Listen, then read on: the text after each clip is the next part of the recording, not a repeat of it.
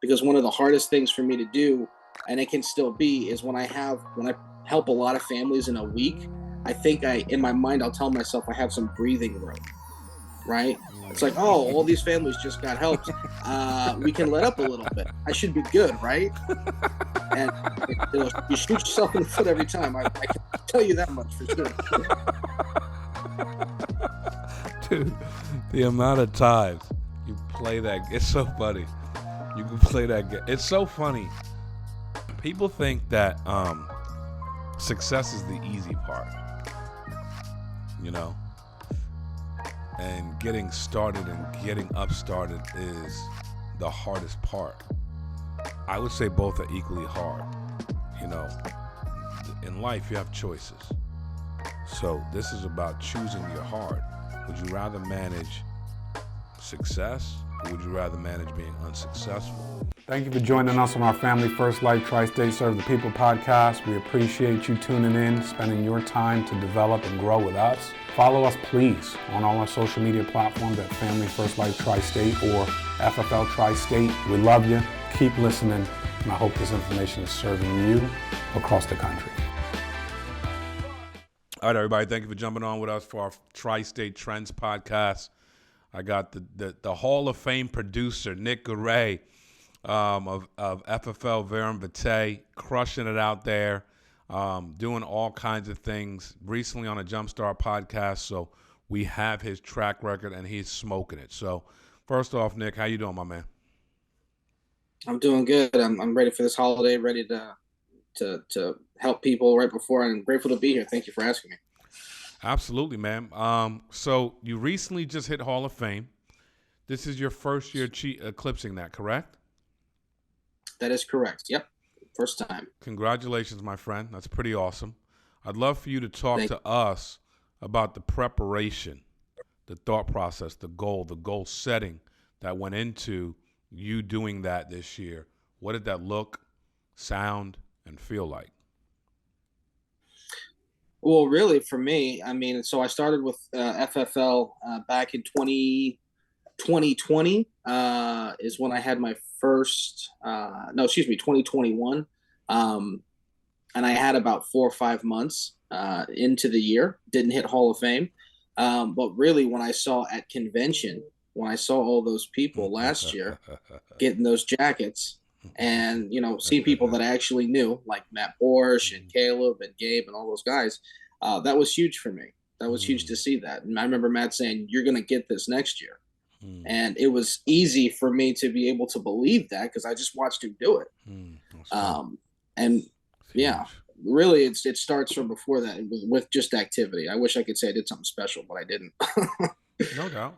But you did track a course, and then you ran the course. Like, you planned your work and worked your plan. That's important. And I wish more people would do that. Can you talk to our audience about that? Planning your work and working the plan. Absolutely. Well, it starts with for me, being in communication with someone that's at that level that you're trying to get to. I mean, I would have never hit Hall of Fame by just figuring out how Nick thinks I should be able to do that. So in the beginning, when I planned this, it was really copy and paste, and it starts with leads, right? I just copied and pasted the lead source that the people ahead of me were doing, and then hitting those non-negotiables. Like, okay, I need to have 30 appointments a week or 25 appointments, whatever that number is for me, to be able to keep accountable. And then personally, what we had with Inception and Verum Vitae, we would have weekly check-ins and manager meetings where we would track those goals. Okay, if I want to do this goal or be at Hall of Fame by November, then I know that I need to have 25 minimum appointments per week, because I'll close this many, and it'll be this many families helped, and and then you can measure that and the consistency of doing that. So, but it starts with basic stuff. Yeah, I love it. And I love that you're saying it's basic. It is. When you think about how basic it is, especially at the level that you accomplish, it seems laughable. But when you think about your story and, last summer where you said, I got this all figured out. I'm good, man. I'll be the greatest life insurance agent in the history of America. And you bombed face first. What is the big difference between a Hall of Fame year backed by the right confidence and then you crashing and burning backed by false confidence? I would say the main difference is being connected, is staying connected to the people that are actually doing this, and mindset is so huge because there are so many times, even now in this part of the year, transitioning from different lead sources, from going from in-home to telesales and stuff like that, and I can talk myself out of this continuously. And it's amazing and scary how quickly I can do it. Even after that's great. That's so true. It sounds like yeah.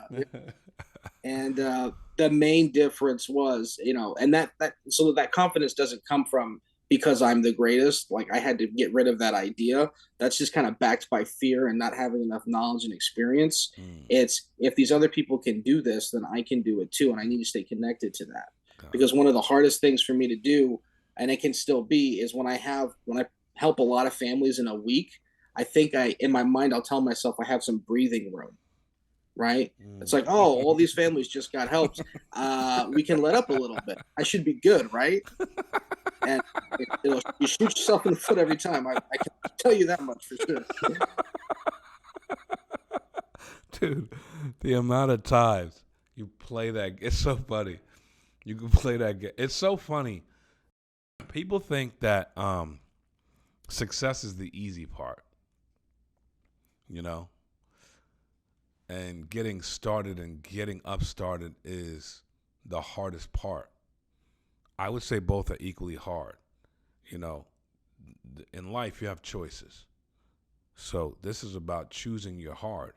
Would you rather manage success, or would you rather manage being unsuccessful?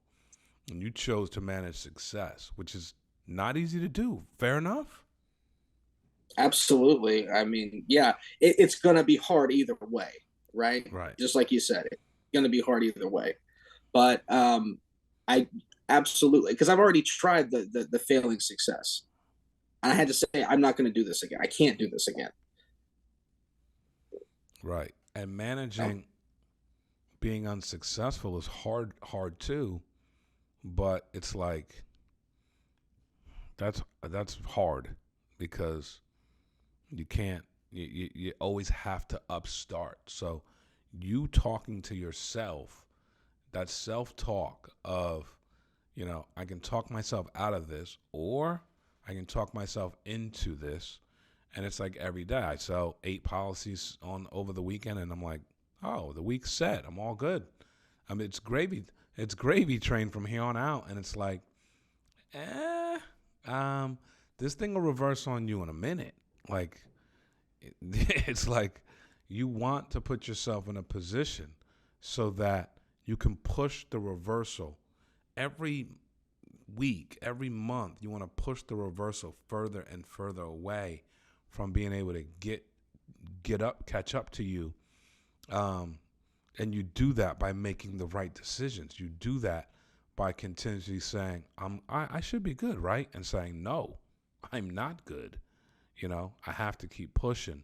I think that's the really hard part for many, is they want this place of it's set for life. Well, if I do A, B, C, D, E, am I set for life? Right. And the funny thing is, to get to, like, say your goal is Hall of Fame, and you reach that, there was no part in that process where it was, okay, you did this much, now you coast for 3 weeks. So once I get there, why do I think that's what I can do? Right. But that's I don't know. That's why the human mind, and that's why a lot of people can do this, but not everyone will, because it's human psychology. It says nothing creates complacency like success. Nothing. And it's like, how do we find a way to continue to push and continue to tell ourselves good things that equal work? Because good things are supposed to equal ice cream, and good things are supposed to equal the beach, and good things are supposed to equal me rolling in my car with the top down and having the sun beat on my head, catching a tan. That's what I was told. That's what the movies told me, Nick. Right. Right. Right. Yeah, I watched the same ones. Right. What I was waiting for. I was like, okay, cool. I'm afraid now. Right. But you know what, dude? I had a client real quick. I had a client that I was a referral that I met on last Monday. Okay. And this is just something that helps me, the reality of what we actually do. Because this is not just, for me, this is not just something, a business so that I can be all that I can be necessarily, or just have all my dreams come true. I mean, that's a part of it. But I met a client last Monday. It was a referral. Helped him with a policy. We were going to go last Sunday, just a few days ago, to help his wife because they don't live together. And I show up for the appointment, knock on the door, and that client passed away. Wow. The night before. Right around Thanksgiving, right around the holidays. So that kind of, and that's not the first time that's happened to me. I've had clients, I've already processed death claims. Right. So that in itself is a push to keep going because this is real. No doubt. We're actually helping families. Yes, sir. That's huge. Having that perspective. Again, congratulations on a Hall of Fame year. When you think back about 2022, what is something that you would say is a golden nugget that you would take with you in 2023? I would say consistency. Consistency and drive is more important than skill or really any those two things. If what I'm trying to add more of is consistency and that drive to keep going. Love it. And break through those ceilings. I love it. 2023. You have it. We're here. What are your goals for 2023? And how many people do you plan to bring to annual convention with you? Oh, absolutely. Yeah. Convention right around the corner.